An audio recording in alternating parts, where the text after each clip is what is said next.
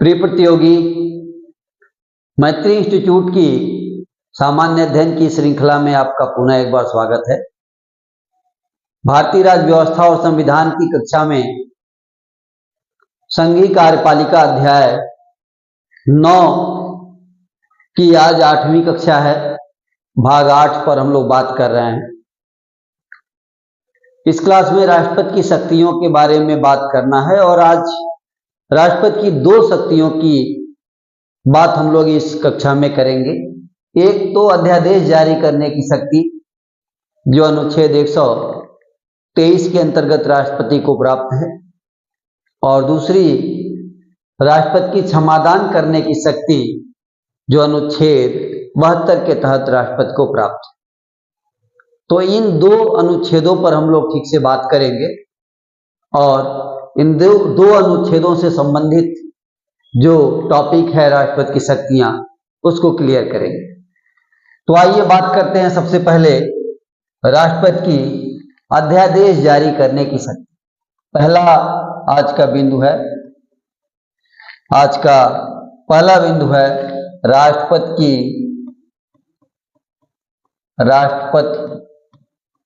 की अध्यादेश जारी करने की शक्ति, जारी करने की शक्ति। और ये शक्ति राष्ट्रपति को अनुच्छेद 123 के तहत प्राप्त। तो ये बिंदु है। दुनिया में मात्र एक उदाहरण है कि भारत के राष्ट्रपति को अध्यादेश जारी करने की शक्ति, यानी ये जो विषय है ऑर्डिनेंस का, अध्यादेश का, यह केवल भारत के राष्ट्रपति को जारी करने की शक्ति। राष्ट्रपति के पास एक अनोखी शक्ति। तो अध्यादेश, पहला बिंदु हम लोग इसमें नोट करेंगे। क्या कि अध्यादेश, जिसे ऑर्डिनेंस कहते हैं, अध्यादेश ऑर्डिनेंस जारी करने की शक्ति, जारी करने की शक्ति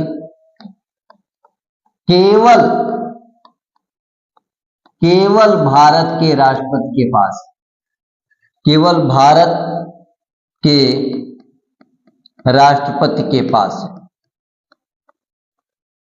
तो ये बात आप पहले ही स्पष्ट जान लें कि ये जो अद्भुत शक्ति है ऑर्डिनेंस की, अध्यादेश की, ये केवल और केवल भारत के राष्ट्रपति के पास। अध्यादेश को भारतीय शासन अधिनियम 1935 से लिया गया है। तो भारतीय संविधान में अध्यादेश का प्रावधान, भारतीय संविधान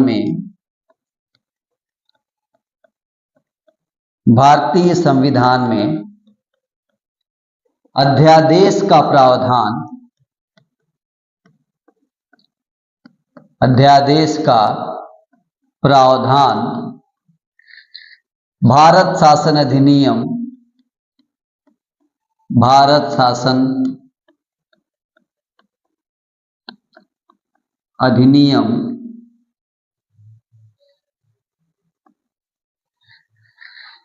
1935 से लिया गया है या किया गया है। तो आपने देखा कि भारत शासन अधिनियम 1935 के द्वारा यह प्राविधान भारतीय संविधान में लाया गया। कौन सा प्राविधान? अध्यादेश का प्रावधान। इसके अलावा यह एक अप्रत्याशित शक्ति है और अप्रत्याशित और अविलंबनीय मामलों से निपटने के लिए राष्ट्रपति के पास है।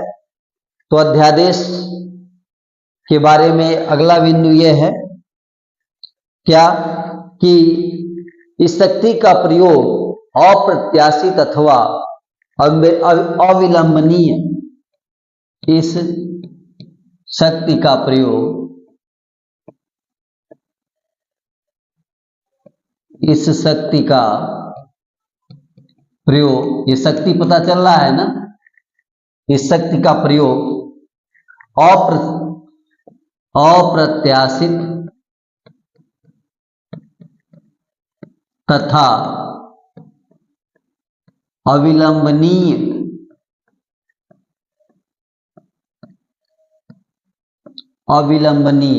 ये दो शब्द ध्यान रखना है कि अप्रत्याशित और अविलंबनीय मामलों से निपटने के लिए, अविलंबनीय मामलों से निपटने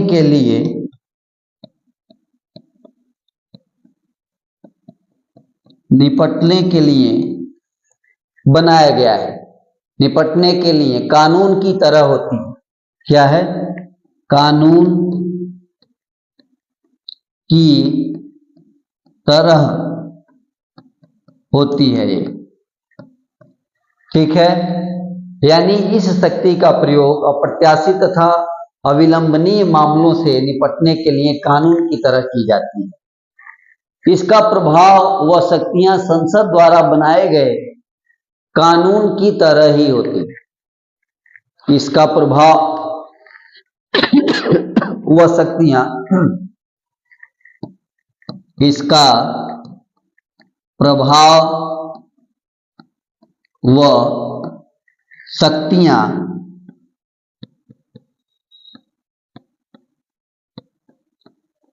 संसद द्वारा बनाए गए, जिस प्रकार संसद कानून बनाती है और उनकी प्रभाव और शक्तियां होती हैं, उसी प्रकार जो है इसका भी संसद द्वारा बनाए गए कानून की तरह होती है, बिल्कुल उससे कहीं से भी ये कम नहीं होती है, बल्कि उसी प्रकार की होती है, परंतु यह प्रकृति से अल्पकालिक अवधि की होती है। बस इतना ही अंतर है, परंतु यह प्रकृति से कैसी होती है? तो अल्पकालीन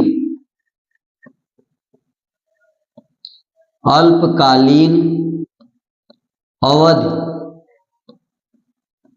की होती है।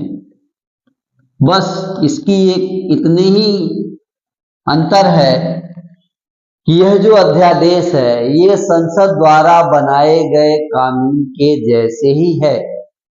बस अंतर इतना है कि इसकी जो प्रकृति है, इसका जो नेचर है, वह केवल और केवल अल्पकालीन है, कम समय के लिए है, मतलब 6 माह के लिए। आगे चल के हम लोग इसे नोट करेंगे। बाकी संसद द्वारा निर्मित कानून की तरह ही अध्यादेश की शक्ति और प्रभाव दोनों होते हैं। अब हमें देखेंगे कि अध्यादेश जारी करने की परिस्थितियां क्या होती हैं। तो एक बिंदु अगले बिंदु में अनुच्छेद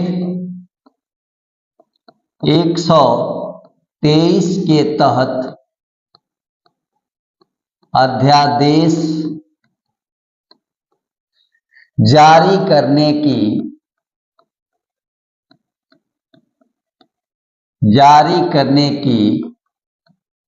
निम्नलिखित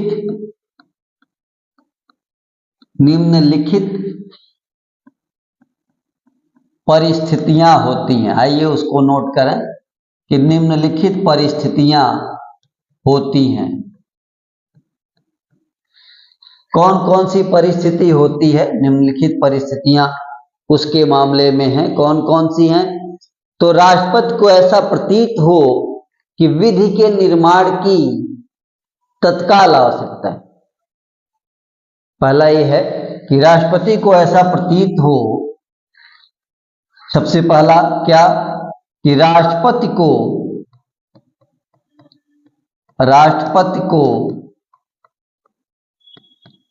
ऐसा प्रतीत हो कि विधि के निर्माण की आवश्यकता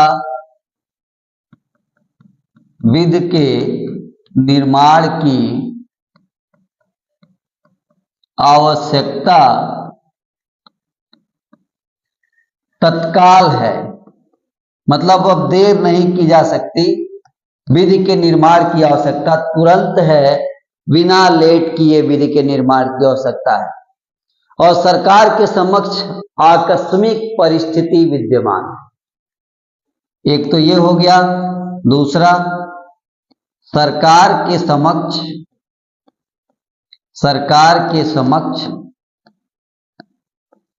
आकस्मिक परिस्थिति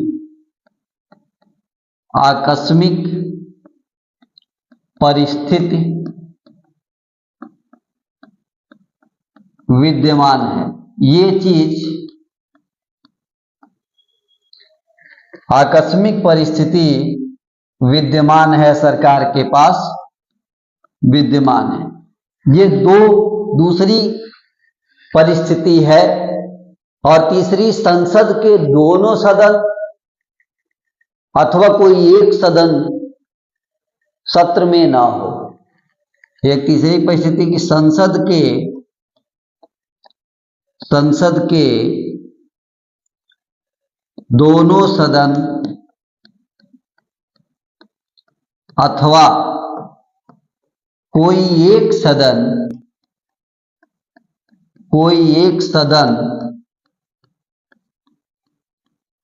सत्र में न हो। इन परिस्थितियों में, ये अगर 3 परिस्थितियां ऐसी हैं कि इन 3 परिस्थितियों में राष्ट्रपति को अध्यादेश जारी करने की आवश्यकता होती है। 3 परिस्थितियां आपके सामने है कि या तो संसद का कोई सदन सत्र में ना हो, राष्ट्रपति को ये किसी भी प्रकार से विश्वास हो जाए कि विधि की तत्काल आवश्यकता है और सरकार के समक्ष और आकस्मिक परिस्थिति विद्यमान हो। इन परिस्थितियों में अध्यादेश जारी किया जाएगा। अध्यादेश के बारे में एक और महत्वपूर्ण बिंदु, क्या कि अध्यादेश संघ सूची और समवर्ती सूची के जो विषय हैं उन पर जारी होती है। तो राष्ट्रपति की संघ और समवर्ती सूची से संबंधित राष्ट्रपति की संघ और समवर्ती सूची से संबंधित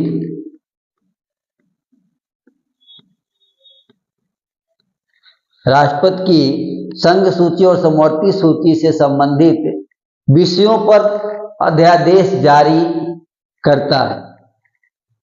संबंधित विषयों पर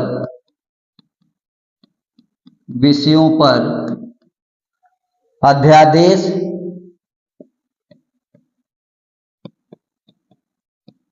जारी करता है। तो इस तरह से देखा कि राष्ट्रपति जो है वह क्या है, संघ सूची। राष्ट्रपति इसमें की शब्द की जरूरत नहीं है। राष्ट्रपति संघ और समवर्ती सूची से संबंधित विषयों पर अध्यादेश जारी करता है। और अगर किसी राज्य में राष्ट्रपति शासन लागू है या आपातकाल की स्थिति है तो ऐसे समय में राज्य सूची के विषय पर भी अध्यादेश जारी किया जा सकता है। तो यदि किसी राज्य में राष्ट्रपति शासन लागू हो अथवा राष्ट्रीय आपातकाल लगा, इसी में बढ़ा लिया जाए, यदि किसी राज्य में राष्ट्रपति शासन लागू हो, किसी राज्य में राष्ट्रपति शासन लागू हो या लागू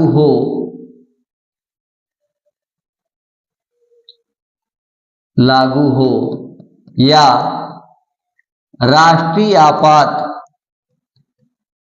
ये ध्यान रखिएगा, या राष्ट्रीय आपात की स्थिति हो,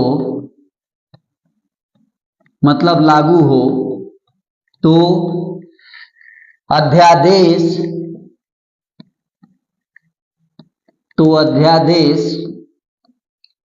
राज्य सूची के विषय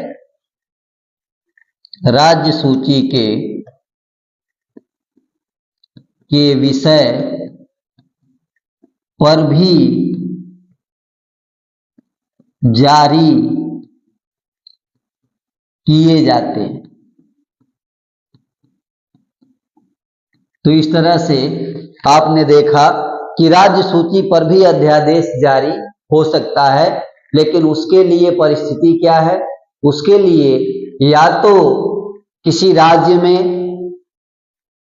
राष्ट्रपति शासन लागू हो तो वहां पर राज्य सूची का अध्यादेश जारी हो सकता है, या फिर पूरे भारत में राष्ट्रीय आपात लागू हो तो ऐसी स्थिति में भी राज्य सूची के विषय पर अध्यादेश जारी किया जा सकता है। तो अभी हम लोगों ने देखा कि अध्यादेश की ये परिस्थितियां कि किन किन परिस्थितियों में अध्यादेश जारी किया जाता है। अब है अध्यादेश के समय को लेकर के महत्वपूर्ण बात। तो अगले बिंदु में हम लोग देखेंगे कि अध्यादेश की अवधि, ये महत्वपूर्ण बात है। अध्यादेश की अवधि, तो अध्यादेश की जो अवधि है वो क्या है? तो अध्यादेश की अवधि अधिकतम 6 महीने तक हो सकती है। अधिकतम 6 महीने तक हो सकती है। पहली बात तो यह, क्योंकि संसद के जो सदन हैं उनके सत्रों के मध्य 6 माह से अधिक का समय नहीं हो सकता, इसलिए अध्यादेश की अवधि 6 माह और संसद की मंजूरी न मिलने पर 6 हफ्ते की हो सकती है। और एक और चीज उसमें जोड़ लीजिए, संसद की मंजूरी न मिलने पर 6 सप्ताह तक और होती है। इस तरह से देखा जाए तो बहुत सीधा अगर कहें तो 6 सप्ताह तथा इसको 6 सप्ताह को बाद में लिखें, 6 माह पहले कर दें, 6 माह तथा 6 सप्ताह, ये परिस्थितियां हैं। तो आपने देखा अध्यादेश की जो अवधि है वो कितनी हो रही है, तो अधिकतम 6 माह, और संसद की अनुमति, संसद की मंजूरी मिलने में समय लगता है, तो उस समय के लिए भी अलग से 6 सप्ताह का समय दिया जाता है। इस तरह से किसी अध्यादेश की अधिकतम अवधि 6 माह 6 सप्ताह हो सकती है। 6 माह 6 सप्ताह। तो इस तरह से भारत के राष्ट्रपति के पास अध्यादेश की ये शक्तियां, संबंधित परिस्थितियां और अध्यादेश की अवधि। इस तरह से अनुच्छेद 123 के माध्यम से हम लोगों ने देखा कि भारत के राष्ट्रपति को अध्यादेश की शक्ति प्राप्त।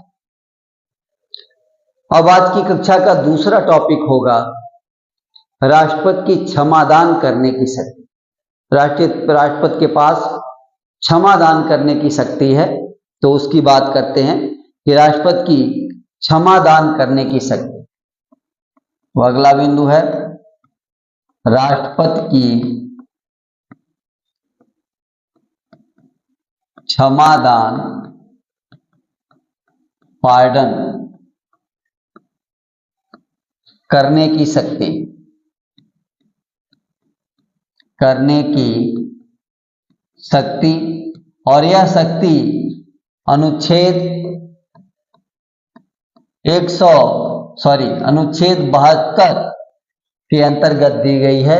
तो राष्ट्रपति की क्षमा दान करने की शक्ति की बात हम लोग करेंगे, अनुच्छेद 72। भारतीय संविधान में राष्ट्रपति को न्यायिक शक्तियों के तौर पर कुछ परिस्थितियों में क्षमादान करने की शक्ति प्रदान की गई है। तो आइए देखते हैं कि ये शक्ति जो राष्ट्रपति को दी गई है वह किन किन अपराधों के लिए दोषी करार दिए गए व्यक्ति को दी जाती है। तो भारतीय संविधान के अनुच्छेद 72 के तहत पहला बिंदु इसमें लिखते हैं, भारतीय संविधान के अनुच्छेद 72 के तहत राष्ट्रपति को यह शक्ति दी गई है कि राष्ट्रपति निम्न अपराध के लिए दोषी के तहत यह शक्ति दी गई है कि राष्ट्रपति निम्न अपराध के लिए, अब उन अपराधों की चर्चा हम लोग करेंगे नीचे, तो निम्न अपराध के लिए दोषी करार दिए गए व्यक्ति की सजा को क्षमा कर सकते हैं।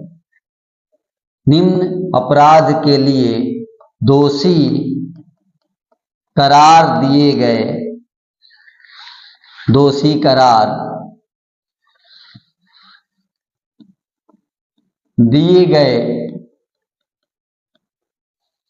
व्यक्ति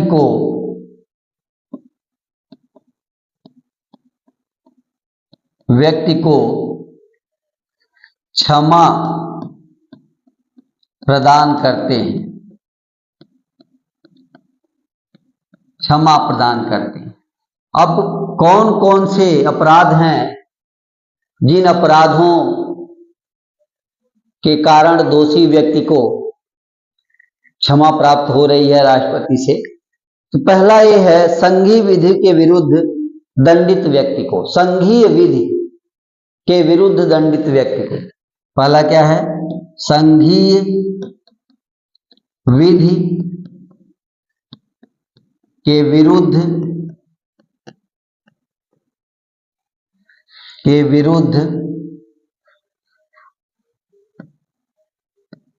दंडित व्यक्ति को। तो अगर कोई व्यक्ति संघ की, केंद्र की विधि के उल्लंघन में सजा प्राप्त किया है तो उसको क्षमा करने की शक्ति राष्ट्रपति के पास है। सैन्य न्यायालय द्वारा दंडित व्यक्ति को, दूसरा बिंदु इसमें, सैन्य न्यायालय द्वारा दंडित व्यक्ति को, ये दूसरा बिंदु। और तीसरा जो बिंदु है वो है मृत्युदंड पाए हुए व्यक्ति को, मृत्युदंड पाए हुए व्यक्ति को। तो आपने देखा कि किन किन सजाओं में जो है राष्ट्रपति किसी व्यक्ति को क्षमा प्रदान करता है।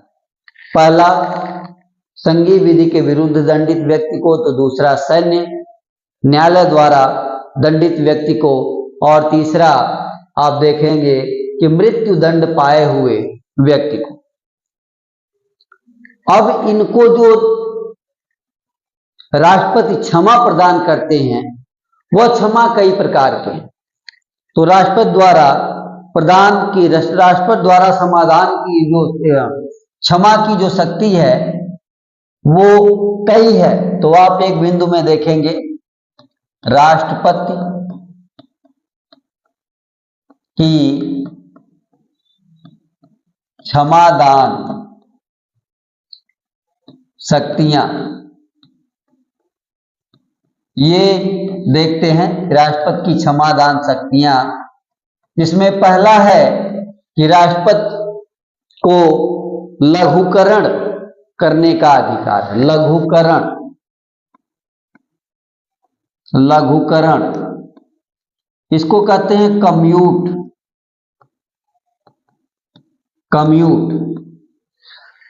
लघुकरण का मतलब होता है कि सजा की प्रकृति को बदल देना, यानी जो सजा है उस सजा को बदलकर दूसरी सजा दे देना।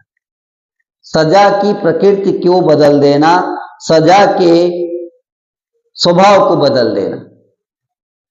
तो इसमें क्या है, सजा की प्रकृति को बदल देना में है सजा की प्रकृति को बदलना लघुकरण के अंतर्गत। मतलब ये है जैसे मृत्यु दंड को कठोर कारावास में परिवर्तित करना। जैसे मृत्यु दंड को कठोर कारावास में परिवर्तित करना। तो क्या देखा गया कि यहां सजा की प्रकृति बदल गई। मृत्यु दंड था, अब वो कारावास हो गया, कठोर कारावास। तो सजा की प्रकृति बदलना मतलब कि लघुकरण, कम्यूट, ये राष्ट्रपति कर सकता है। राष्ट्रपति दूसरा काम कर सकते हैं, परिहार, रिमिशन कर सकते हैं। दूसरा परिहार, रिमिशन, रिमिशन कर सकते हैं। ये परिहार का काम कर सकते हैं। परिहार मतलब सजा की मात्रा को बदलना। इसका मतलब क्या होता है, सजा की मात्रा को बदलना। ये होता है परिहार, रिमिशन। सजा की मात्रा बदल दी मतलब 2 वर्ष के कठोर कारावास को 1 वर्ष के कठोर कारावास में बदल दिया। जैसे इसमें क्या कर सकते हैं, जैसे 2 वर्ष के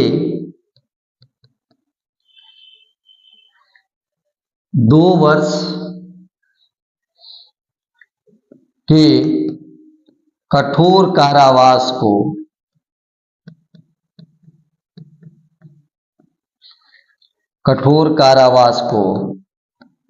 1 वर्ष के कठोर कारावास में बदल देना। कठोर कारावास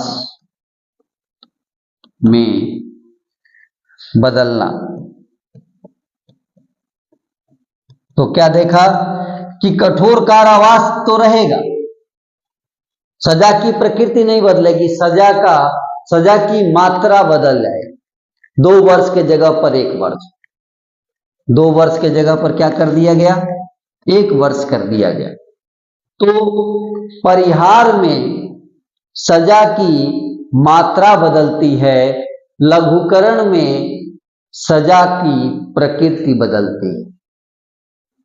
तो ये 2 बात आपको ध्यान रखना है। उसके बाद राष्ट्रपति की तीसरी समाधान की तीसरे प्रकार की जो शक्ति है वह है विराम। तो तीसरी जो है इसको देखते हैं, विराम, इसको कहते हैं रेस्पाइट, विराम। यानी ये राष्ट्रपति के पास विशेष परिस्थिति की वजह से सजा कम करना। विराम का मतलब विशेष परिस्थिति की वजह से, विशेष परिस्थिति की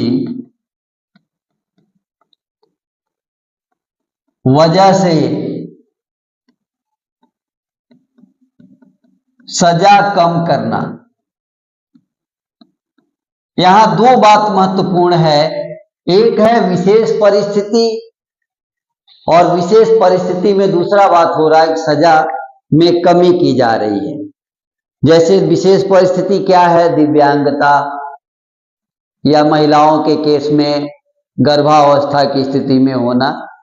तो ऐसी स्थिति में सजा, इन परिस्थितियों में सजा को कम करना। तो इसमें क्या है, दिव्यांगता अथवा महिलाओं की गर्भावस्था की स्थिति, जैसे इसमें क्या है, दिव्यांगता या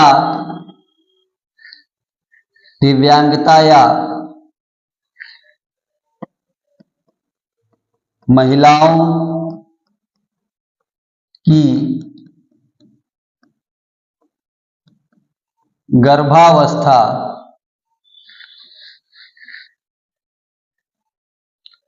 महिलाओं की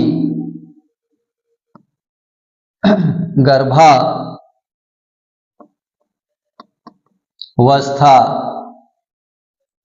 में सजा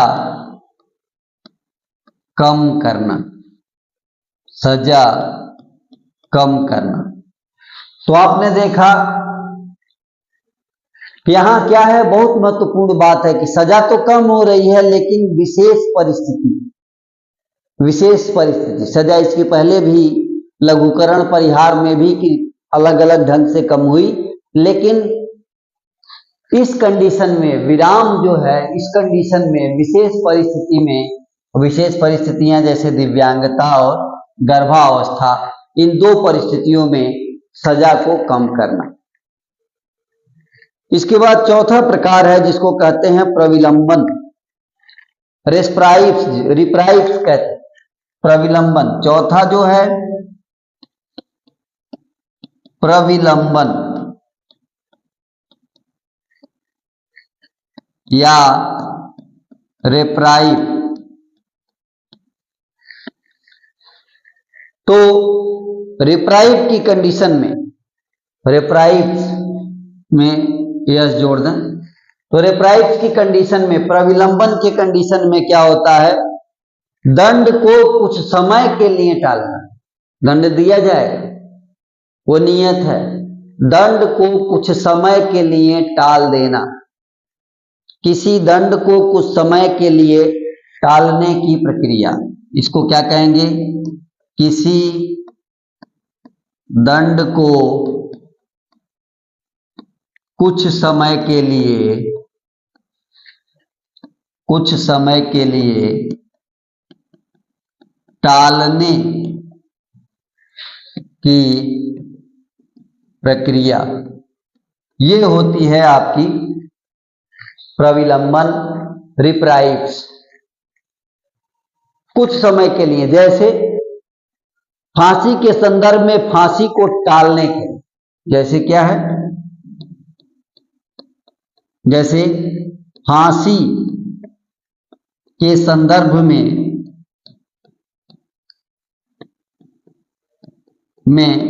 फांसी को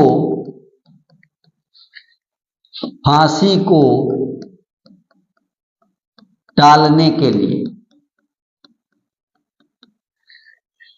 तो इस तरह से आपने देखा कि फांसी नहीं खत्म हुई, फांसी रहेगी, बस कुछ समय के लिए टाल दिया गया, इसको कहेंगे हम प्रविलंबन।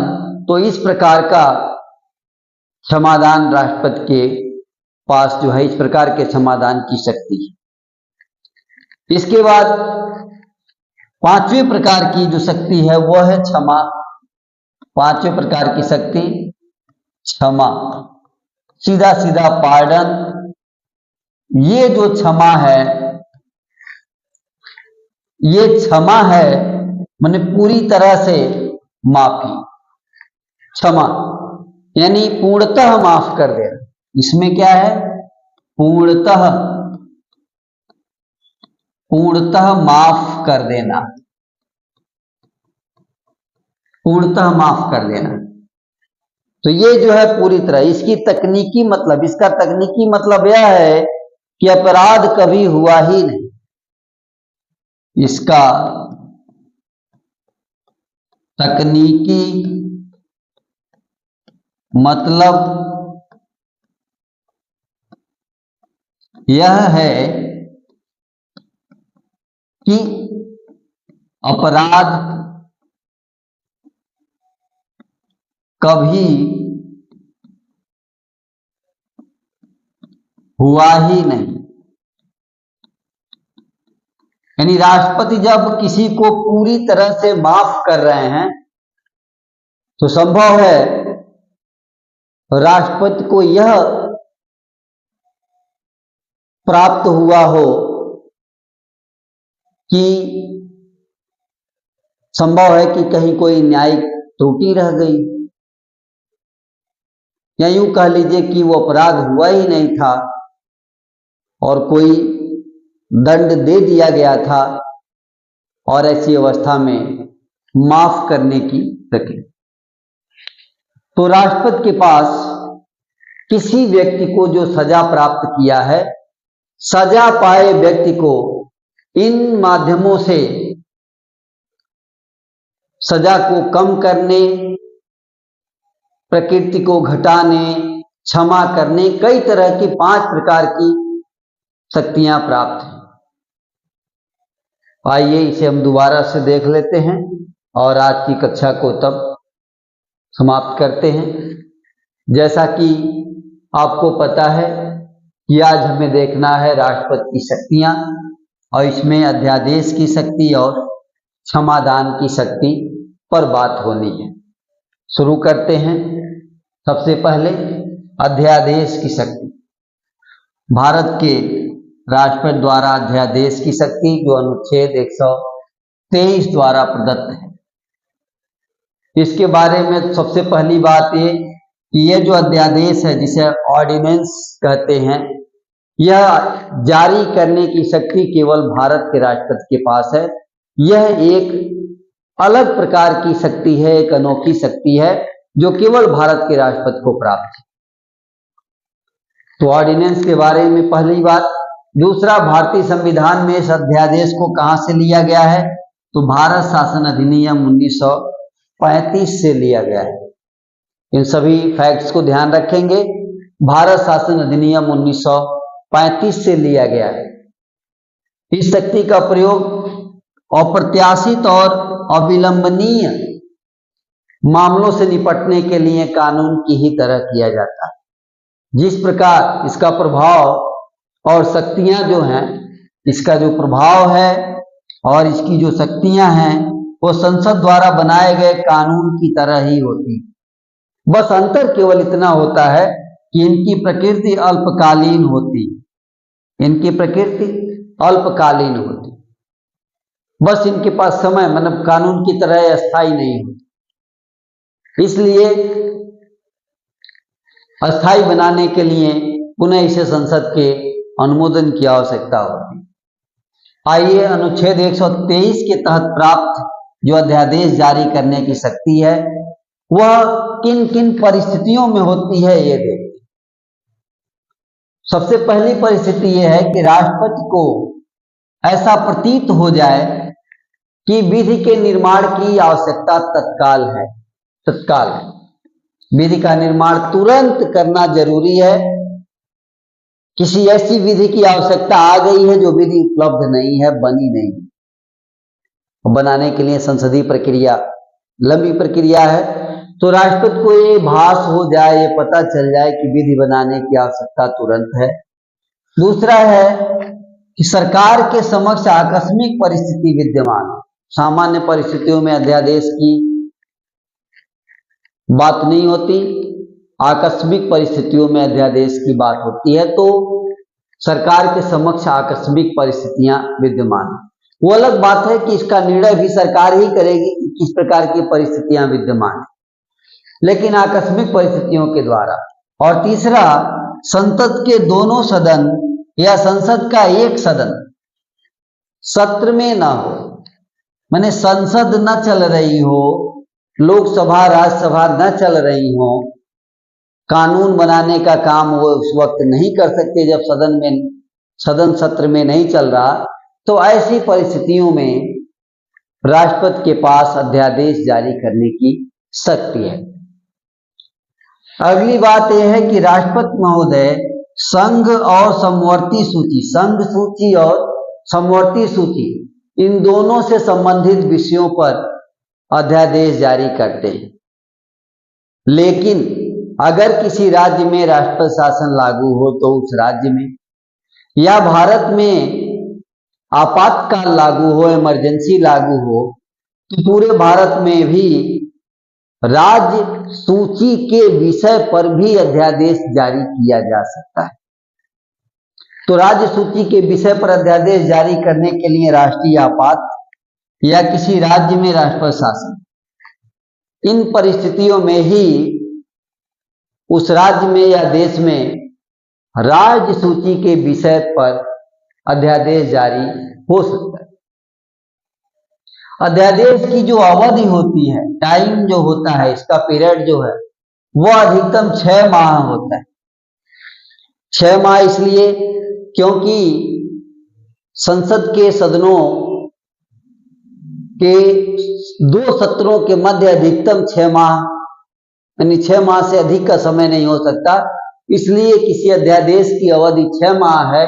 और अगर संसद चल रही है, मंजूरी नहीं मिली है, प्रक्रिया चल रही है, तो 6 सप्ताह तक और अध्यादेश अपने प्रभाव में रहेगा। तो इस प्रकार एक अध्यादेश के प्रभावी रहने की अधिकतम अवधि 6 माह 6 सप्ताह है। 6 माह 6 सप्ताह। तो ये हुई बात अध्यादेश की, ऑर्डिनेंस की।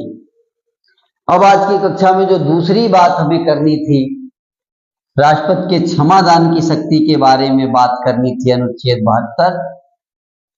अब हम उस पर बात करेंगे। अनुच्छेद 72 हमारे संविधान के अनुच्छेद 72 के तहत राष्ट्रपति को कई अपराधों के मामले में क्षमादान की शक्ति दी गई। निम्न अपराधों के दोषी व्यक्तियों को क्षमादान देने की शक्ति प्रदान है। कौन कौन से अपराध हैं जिन अपराधों द्वारा दोषी व्यक्ति को क्षमादान दिया जा सकता है राष्ट्रपति के द्वारा? वो है संघीय विधि के विरुद्ध दंडित व्यक्ति। पहला परिस्थिति क्या है कि संघीय विधि के विरुद्ध दंडित व्यक्ति को क्षमादान दे सकता है राष्ट्रपति। सैन्य न्यायालय द्वारा दंडित व्यक्ति को क्षमादान दे सकता है राष्ट्रपति। और मृत्यु दंड पाए व्यक्ति को क्षमादान दे सकता है राष्ट्रपति। अब ये क्षमादान किस प्रकार के हैं, इस पर भी बात करना है कि राष्ट्रपति की क्षमादान की जो शक्तियां हैं वो कई हैं, कई तरह की शक्तियां हैं, जिसमें पहला है लघुकरण, कम्यूट। राष्ट्रपति की क्षमादान की शक्तियों में पहला लघुकरण यानी कम्यूट। इसका मतलब होता है कि सजा की प्रकृति को बदल देना। इसका मतलब होता है सजा की प्रकृति को बदल देना। मतलब मृत्यु दंड को कठोर कारावास में, मतलब कि सजा मृत्यु दंड थी उसको कठोर कारावास में बदल दिया। सजा के प्रकृति को, सजा का जो प्रकार है उसको बदल दिया गया, प्रकृति को बदल दिया गया, नेचर को बदल दिया। तो लघुकरण में सजा की प्रकृति बदल रही है। परिहार, दूसरा है परिहार, रिमिशन। इसमें होता है कि सजा की मात्रा बदली जाती है। यहां प्रकृति बदल रहा था, यहां मात्रा बदली जा रही। मात्रा मतलब जैसे 2 वर्ष का कारावास हो, कठोर कारावास हो, उसे बदल करके 1 वर्ष कर दिया जाए। ध्यान रहे, कठोर कारावास नहीं बदला। क्या बदला? बदला सजा का समय, मात्रा बदली। 2 वर्ष के जगह पर 1 वर्ष हो गया।